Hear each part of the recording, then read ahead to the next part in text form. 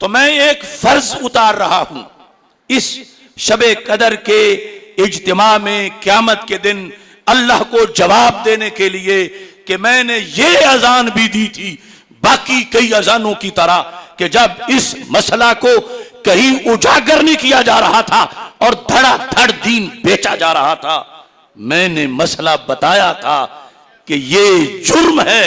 वहां रहकर दीन बेचना, अपने किए पे सारे गौर करें, या तो इतनी पावर हासिल करें, इतना दीन पढ़ें कि वहां अपने असरात मुरतब करें उन पर, और उनकी किसी चीज के सामने झुके नहीं बल्कि डटकर अपना मजहब बयान करें, या शहीद हो जाएं या अपना वहां पे असर कायम कर दें। और अगर लूले लंगड़े बन के, गूंगे बन के वहां सिर्फ पैसे के लिए रहना है तो फिर कब्र बर्बाद हो रही है, फिर आखिरत बर्बाद हो रही है। फिर इसके लिए भूखा रहना, खुश्क रोटी के लुकमे खा लेना, ये करोड़ मर्तबा उन डॉलरों से बेहतर है कि जिन डॉलरों के नतीजे में माज़अल्लाह दीन का सौदा किया जा रहा हो।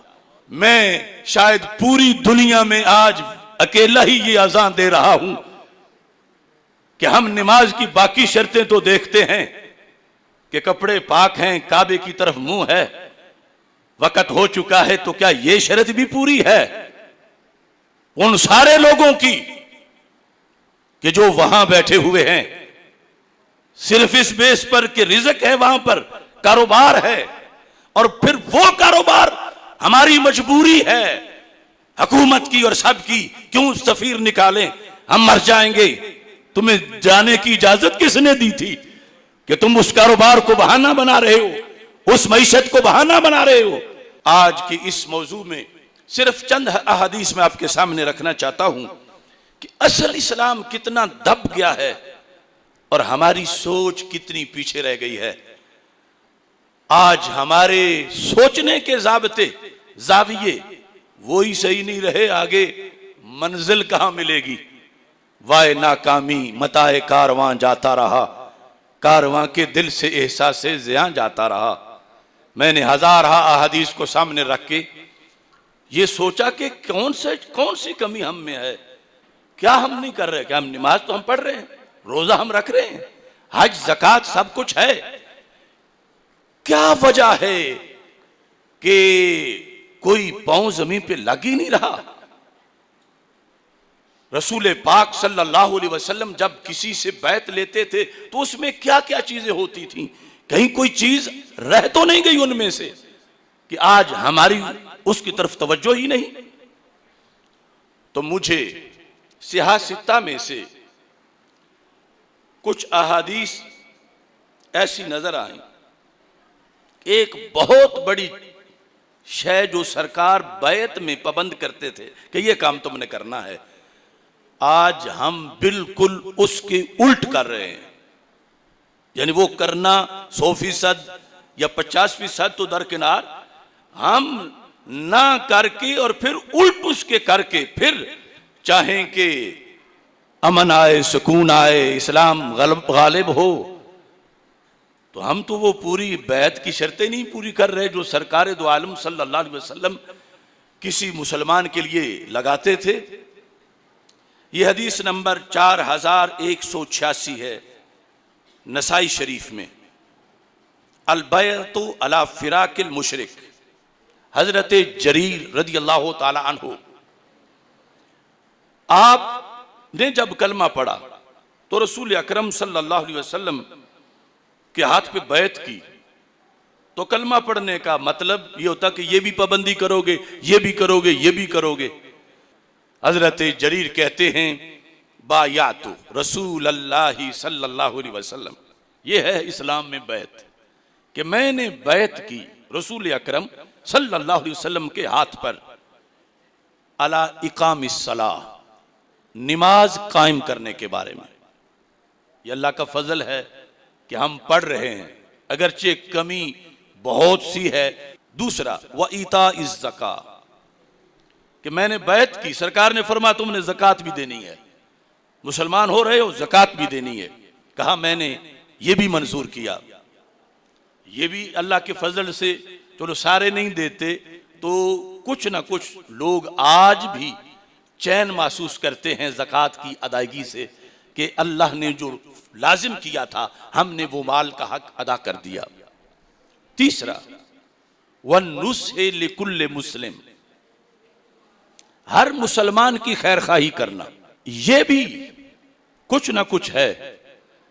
अभी तक समाजी खिदमत, कहीं कोई बीमार हो, कोई मोहताज हो, उसका दर्द दिल में है कि हम उसको कपड़े ले दें, उसको दवाई ले दें, या कोई अच्छा मशवरा किसी को दे दें, या कहीं कोई गड़ा है और बताएं कि सामने ध्यान करो ये इसमें गिर जाओगे।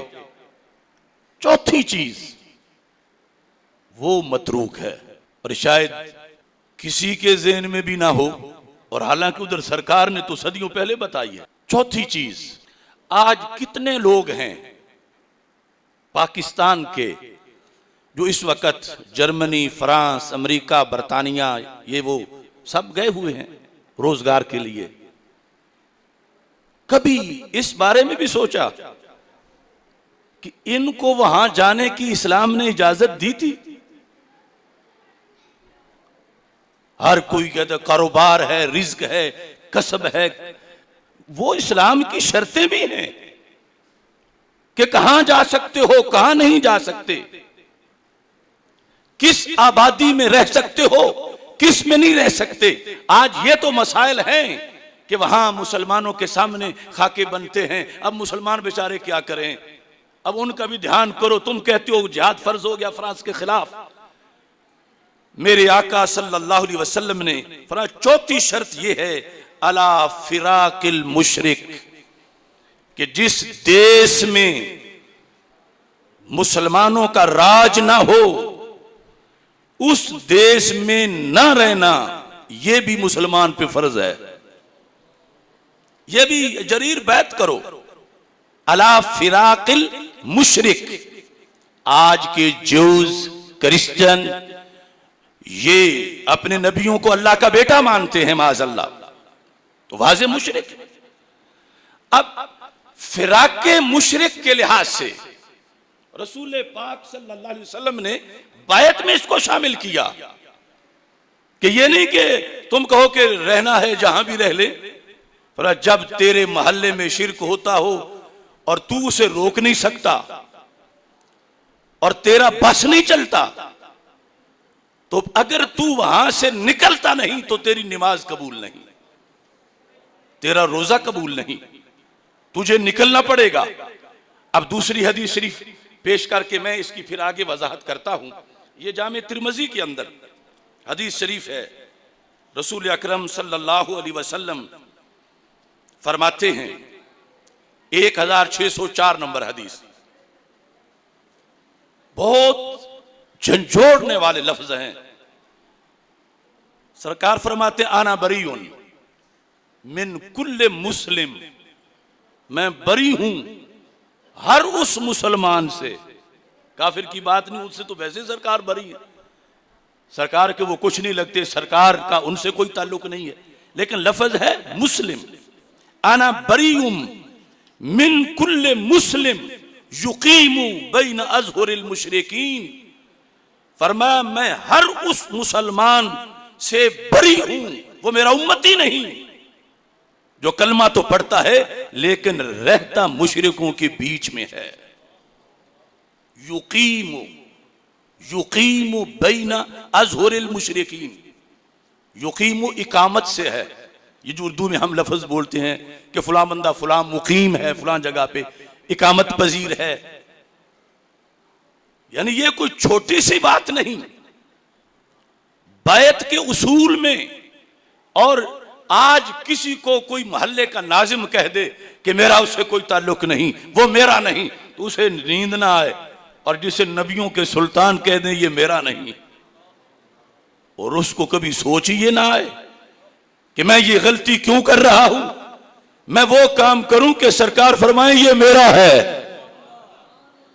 अब सोचो तिजारत जमाने की, एक तरफ वो है जो कमाता रोजाना करोड़ों है, लेकिन सरकार फरमाते हैं ये मेरा नहीं, और दूसरी तरफ वो है जिसको मुश्किल हजार मिलता है लेकिन सरकार फरमाते हैं मेरा है। तो फिर इसने करोड़ क्या करना है कि सरकारी धक्का दे के निकाल दें।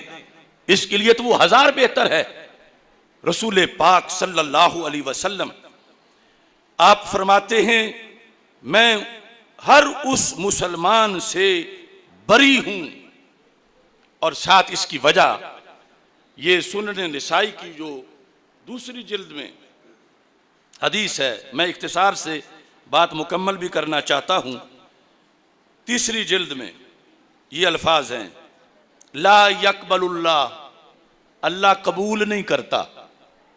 नमाज तो पढ़ते हैं ना हम कि रब कबूल करे, वरना फायदा क्या है? रोजा है कि रब कबूल करे। और रब गनीयुन अनिल आलमीन है, वो हर किसी की कबूल नहीं करता, वो उसकी कबूल करता है जो उसकी बताई हुई शराइत पे पड़ी गई हो। ये नहीं कि जो जैसी भी पढ़े वो कबूल कर ले।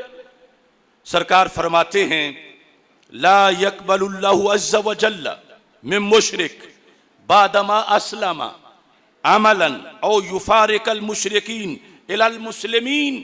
फरमा जिस मुशरिक ने शिर्क छोड़ा, मेरा दीन कबूल किया, कलमा पढ़ा, आखिरत पे ईमान लाया, अल्लाह को एक माना, मुझे आखिरी नबी माना, कुरान को माना, किताबों को माना, रसूलों को माना, मगर रिहाइश वही मुशरिकों के अंदर ही रखी। फरमा रब उसकी ना नमाज कबूल करेगा ना रोजा कबूल करेगा। आज हमारा कितने करोड़ों जो उज़र हैं उनकी दलील ये है कि अब हम क्या करें, अब बरतानिया नाराज हो जाएगा, फ्रांस नाराज हो जाएगा, अमेरिका नाराज हो जाएगा। दीन से तो पूछो।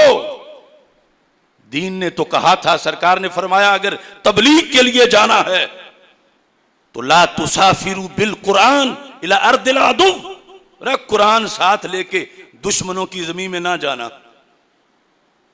जहां तुम्हारी हुकूमत नहीं, जुबानी पढ़ के दावत दो, क्योंकि वो कुरान की हुक्म उनके खिलाफ है तो वो कुरान जलाएंगे, कुरान की बेअदबी करेंगे।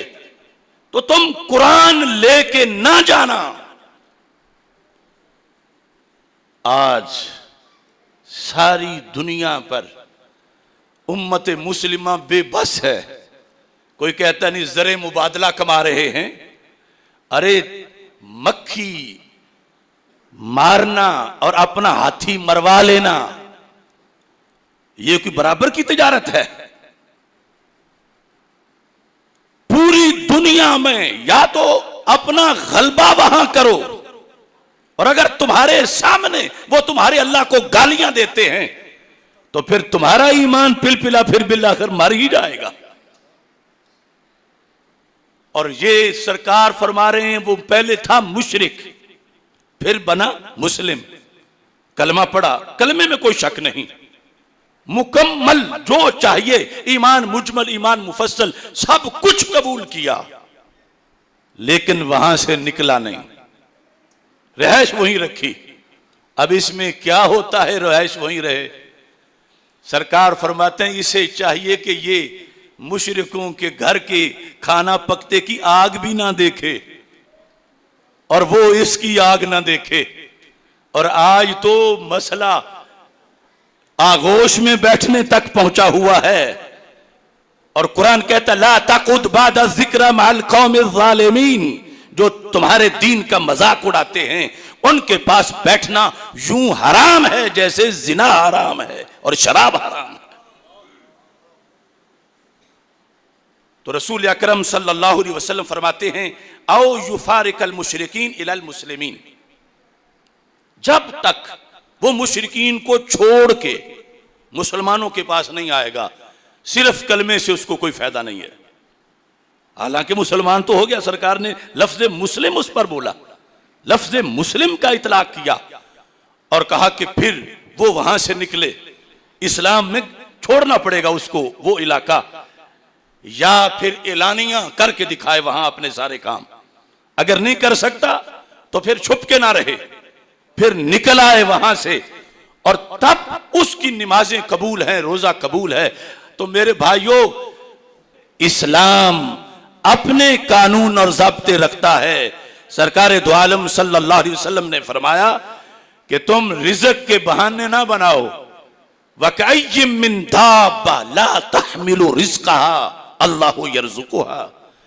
आज इतना बड़ा फर्ज नामूसे रिसालत का फर्ज था जिहाद फ्रांस के खिलाफ, और ये तो मामूली सी बात थी सफीर निकालना, मगर उस पर भी कुछ ना किया जा सका। बहाना क्या है कि फिर भूखे मर जाएंगे। अल्लाह फरमाता है ये जो पूरी दुनिया में फैले हुए जानवर हैं, इनमें से किस किस की माहाना सैलरी है, किसका जॉब है, इनमें से किसका बैंक बैलेंस है, इनमें से किसने अपने कंधे पे बोरी भर के रखी हुई है। और किसी के पास भी नहीं। ला तहमिलु रिज़्क़हा, इनमें से कोई भी अपना रिज़्क उठाए नहीं फिरता। पर अल्लाह यर्ज़ुक़ुहा, रब उसे भी देता है। तो जो अशरफुल मखलूकात नहीं, रब उसे भी देता है, तो अशरफुल मखलूकात को क्यों नहीं देगा? जो मोमिन नहीं, मुसलमान नहीं, हैवान है, उसे दे रहा है। तो तुम सिर्फ चंद लुकमों के लिए नामूसे रिसालत जैसे मसले पर यू टर्न ले लो, और दीन के मसले पर यह कि वहां के लोगों का फिर गुजारा कैसा होगा, ये यानी जरूरी है कि सजदा साहब किया जाए, और वो बहुत बड़ा सजदा साहब, क्योंकि अब गुजारा है ही नहीं। अगले दिन ये शर्त होगी कि ग्रे लिस्ट से तब निकलोगे कि जब मस्जिदें बंद कर दो, ग्रे लिस्ट से तब निकलोगे कि जब कहो कि कादियानी भी मुसलमान हैं, सच्चे हैं। ग्रे लिस्ट से तुम्हारा मुल्क तब निकलेगा कि जिस वक्त तुम कहो यहूदी भी बरहक हैं, सिख भी बरहक हैं। तो क्या फिर ये शर्तें पूरी करके ग्रे लिस्ट से निकलेंगे? तो इस बुनियाद पर रसूल पाक सल्लल्लाहु अलैहि वसल्लम की ये अहादीस सामने रखिए कि मेरे आका सल्लल्लाहु अलैहि वसल्लम ने ये जो शर्त लगाई थी, हमने भुलाई, और भुलाने के बाद आगे हम इसके ऊपर कई महल तामीर कर चुके हैं। चूंकि वहां रहना है तो फिर दोस्ती चाहिए, चूंकि वहां रहना है तो फिर ये नरमी कर लो, चूंकि वहां रहना है तो फिर ये दीन का हिस्सा बदल लो। अरे इस्लाम रहने की इजाजत नहीं देता, तुम क्यों बदलते जा रहे हो सब कुछ? रसूल पाक सल्लल्लाहु अलैहि वसल्लम से हजरत समरा बिन जुंदब रज़ी अल्लाह तआला अन्हु रवायत करते हैं, ये हदीस नंबर 1605 है। रसूल पाक सल्लल्लाहु अलैहि वसल्लम फरमाते हैं, ला तुसाकिनुल मुशरिकीन, ला तुसाकिनु, ये है सकूनत इख्तियार करने से। ला तुसाकिनु, कभी भी सकूनत इख्तियार ना करो, अल मुशरिकीन, मुशरिकों की आबादियों में। ला तुसाकिनु, ला तुसाकिनु, जैसे शराब को मना किया, यह भी नाही है। फरमा मेरे दीन में अमर नाही के जो सिलसिला है, जिना हराम, शराब हराम, ऐसे कुछ रिहायशें भी हराम, कुछ महल्लों में रात बसर करना हराम। या तो फिर इतनी पावर है कि वहां जिहाद करके इस्लाम का परचम लहराओ, और अगर नहीं कर सकते तो अपने सामने कुफर होता देखोगे तो ईमान तुम्हारा भी फिर नहीं बचेगा। अब जिनके सामने सरकार के खाके लगे हों और वो देख के कर कुछ नहीं सकते, तो क्या बना ईमान का? मतलब ये हुआ कि तौहीन के बदले चंद टके लेके बैठे हुए हैं। तो रसूल अकरम सल्लल्लाहु अलैहि वसल्लम की ये हदीस, ला तुसाकिनुल मुशरिकीन वला तुजामिऊहुम, जहां वो इकट्ठे बैठते हैं वहां ना बैठो, मुशरिकीन में सकूनत ना रखो।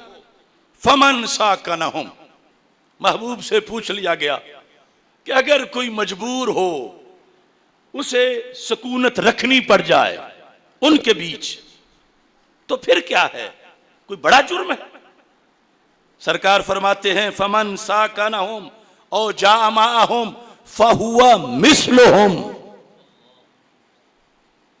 जिसने उन्हीं में रिहाइश रखी वो उन्हीं की तरह का है। ये भी तो दीन है, ये भी तो सरकार मदीना सल्लल्लाहु अलैहि वसल्लम की अहादीस हैं। ये भी तो संदेश सही से हैं। सिर्फ मुबल्लिग को इजाजत मिली, मुबल्लिग को। मेरी नजर है उन हदीसों पर भी कि सरकार ने फरमाया था अजीजुल वफदा, वफद जायज रखना सहाबा, तुम्हारे वफद जाएं दूसरों के आए, डेलीगेशन को जायज रखना। मगर वो और है सफारत उस वफद की शक्ल में, और ये जो मामलात इस अंदाज में इतने इतने फैल गए कि आज किसी को ये होश तक नहीं कि जाना मेरा जायज भी है या नहीं। अरे आग मकान को लगी हो और फायर ब्रिगेड का अमला बुझाने आया हो और दूसरा कोई कहे वो जो गया है तो मैं भी चला जाता हूं। अरे वो है आग बुझाने वाला, उस पर फर्ज है कि जाए और वहां लोगों को निकाले। और तू जिस तरह जिनको निकालना है जैसे वो लुकमा बनेंगे ऐसे तू भी बन जाएगा। अपने आप को या तो फिर वो तरबियत दे और वो आलात ले कि तू आग बुझा सके, ना तू कि वहां जाके तमाशाई बन के बैठे। दीन कैसे बचेगा, तेरी तू मालूमात ही नहीं। फिर यानी आधे लोग तो वैसे ही वहां जाकर आधा दीन वैसे ही दे बैठे हैं, उनकी इस्लामी मालूमात ही नहीं रही, उनकी सोच ही नहीं रही। पूछते हैं खिंजीर हराम है तो अकली वजह क्या है? अरे बेवकूफ, अकली वजह से पहले कुरान पढ़ो। अकली वजह तुझे समझ आए या ना आए, तेरे लिए फर्ज है कि तू उसे हराम मान, क्योंकि तेरे रब ने उसे हराम किया है। अब वहां बैठ के कुरान तो चंद मिनट नहीं बैठने देता था गैरों के पास। ये उन्हीं के लेक्चर सुन के उन्हीं के पास बैठ बैठ के अपना आधा दीन या पूरा वैसे उससे फारिग हो गए। और फिर साथ साथ हम जो बचे हुए हमें भी कहते हैं कि तुम सख्त बोलते हो, तुम्हारी वजह से हम पे सख्तियां हैं।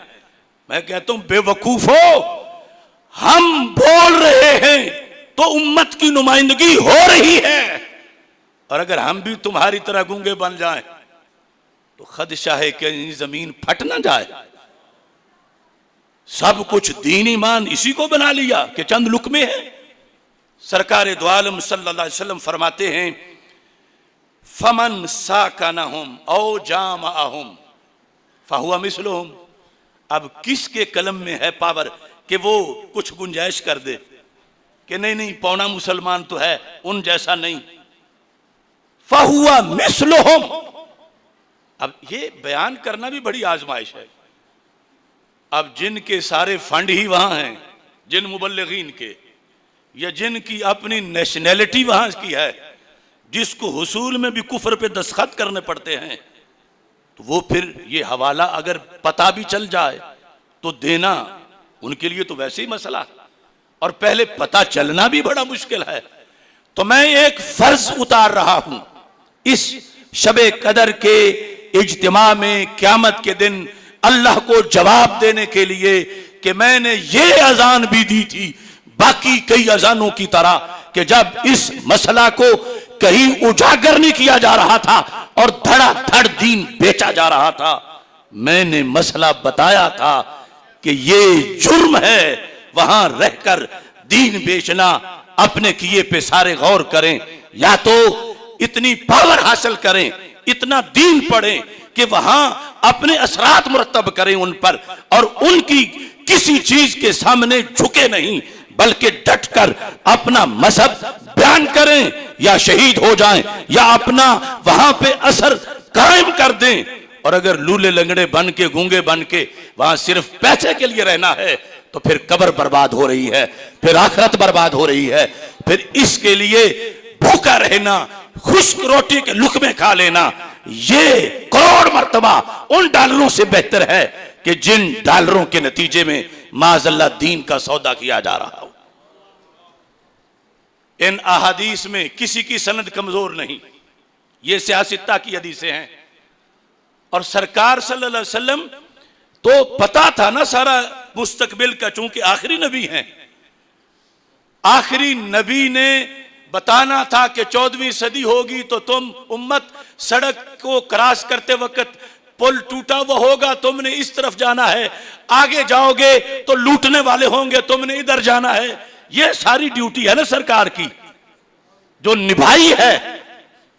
तो क्यों मना कर रहे थे कि मुशरिकों की इबादियों में नहीं रहना, कि वो इन पर असरअंदाज होंगे। इनको गिरफ्त में लेकर उनसे कहेंगे, पिछलों को भी कहो कि वो भी दीन के बारे में नरम हो जाएं, उनको आलाकार बना लेंगे, उनके जरिए से पिछली मिल्लत को भी मोड़ने की कोशिश करेंगे। इस वास्ते मेरे आका अलैहिस्सलातु वस्सलाम जहां ये फरमा रहे थे शराब हराम है, जिना हराम है, वहां फरमा रहे थे कि मुशरिकों की, काफिरों की आबादियों में रहश रखना भी हराम है। दीन सब के लिए एक है। जो बिलादे कुफ्र हैं, महज रिज़्क के लिए, कारोबार के लिए वहां जाना, इसकी परमिशन मेरे नबी अलैहिस्सलाम ने नहीं दी। मशरूत है सिर्फ तबलीग करने वालों के लिए। अगर वो भी सिर्फ तबलीग के लिए जाएं और तबलीग कर पाएं और वहां की आग बुझा सकें, और अगर खुद उसी का ईंधन बनना हो तो फिर उस मुबल्लिग को जाने की भी जरूरत नहीं, क्योंकि असल इस्लाम की अपनी तालीमात हैं, अपने उमूर हैं।